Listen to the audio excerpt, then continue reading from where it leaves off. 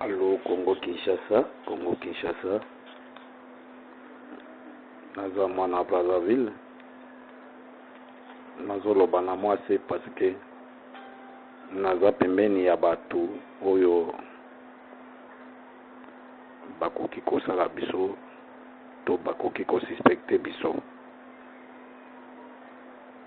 Congo Kinshasa bobongisa biloko na bandako, botia provision na ndako. Ba-Américain bakomi awa, la force américaine ekomeli biso deja na Brazzaville awa. Bato na bango ezali na mai epene na biso.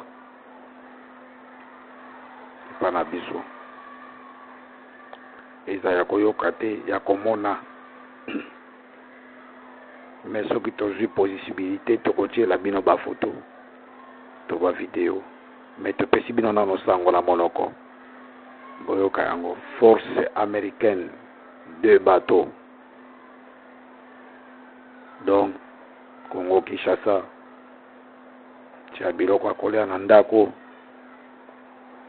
tia eloko ya kolia na ndako pona bana pona yo moko.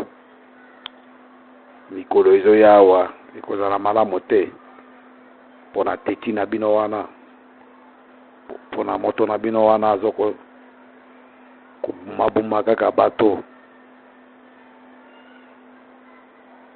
Bakore epesami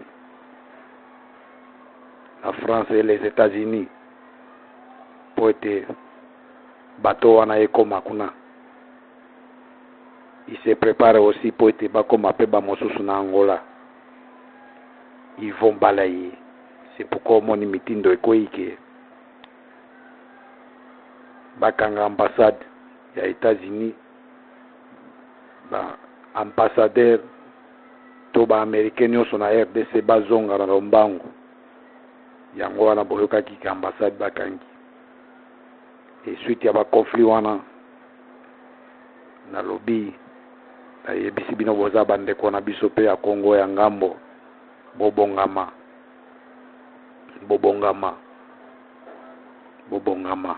tia eloko kolia na ndako, tia makala, tia fufu, tia petrol, tia loso. Lukata mwali kayabu